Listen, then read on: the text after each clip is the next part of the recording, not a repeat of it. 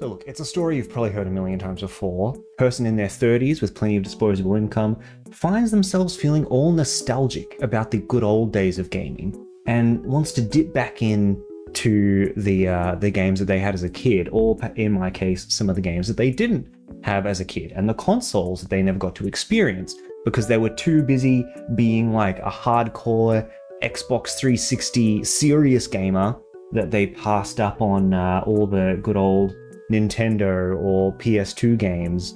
I think it all starts here with the Wii. So this Wii I got several years back because pretty much I just wanted to play like WarioWare and Rhythm Heaven with my wife and sister-in-law. And yeah, we did that. We had a great time, played WarioWare, Rhythm Heaven, lots of laughs, and then it went back in a box. It was just sitting under the TV, taking up space, and I thought, I guess I'll put it away for now. And next was the actual acquisition of the CRT before this all started to take shape. So let's just say I consumed a little too much nostalgia bait in my doom scrolling, and I thought to myself, wouldn't it be great? Wouldn't it be grand to get a little CRT of my own, something I can pop on the desk, just a cute little thing, and play some retro games on.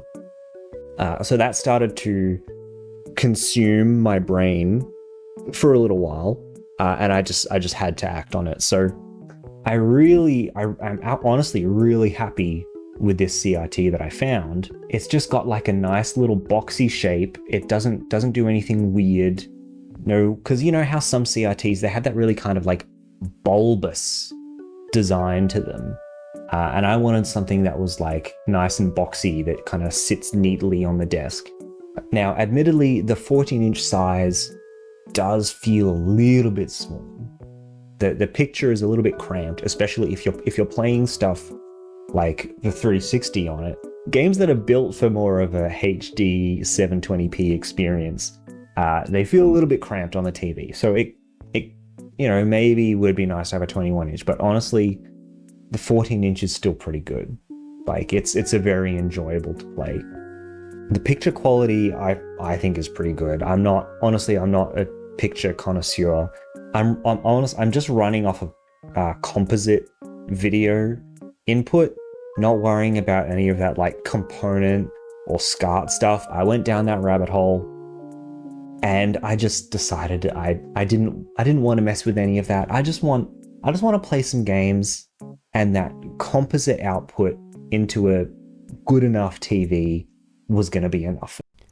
And so with our new CRT and Wii setup, we were free to play all of the Wii and GameCube games that we could ever possibly want, and lived happily ever after.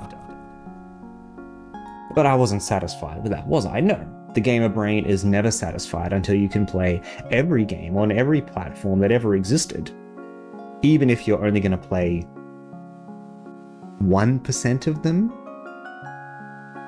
Anyway, my next conquest was the PS2, because I never had a PS2 growing up. PS2 for me was the console that I played at friends' houses, going to sleepovers and playing GTA, which my parents would never have let me play as a kid.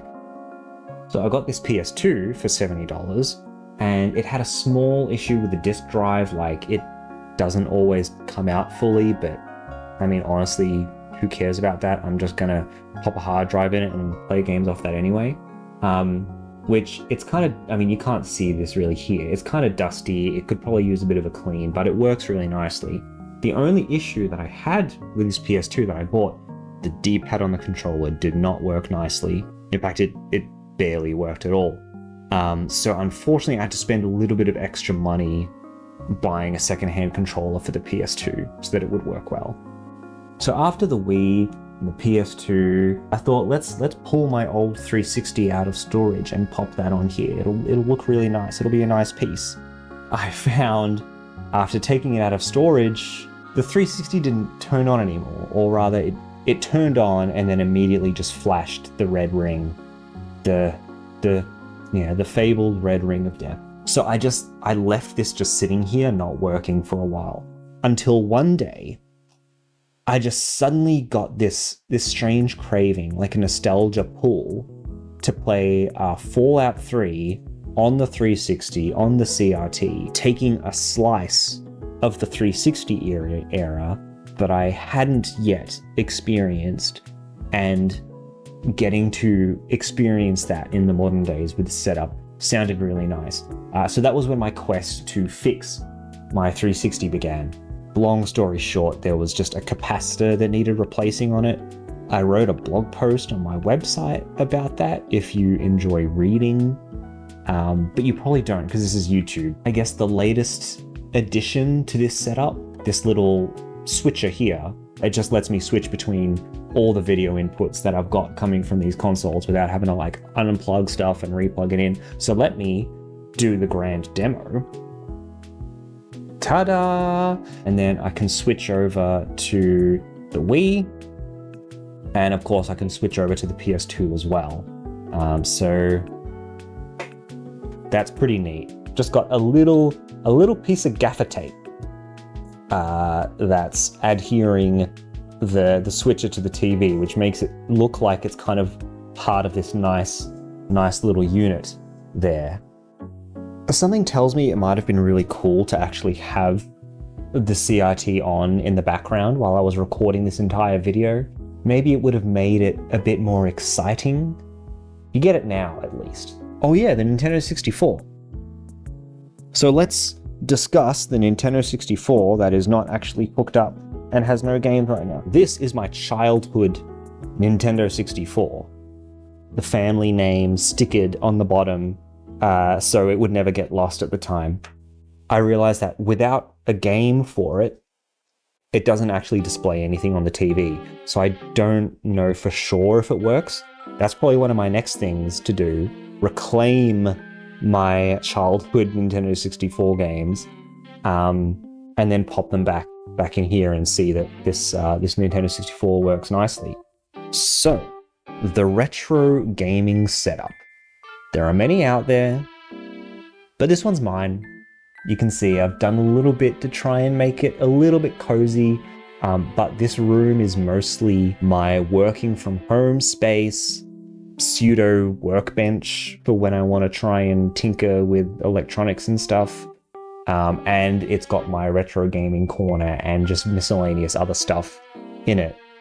So it's not aesthetic, but it's nice. It makes me happy. So look, if you've watched this, thanks for letting some dude on the internet ramble about his interests, and I hope you have a good day. Bye. This was a lot harder than I thought.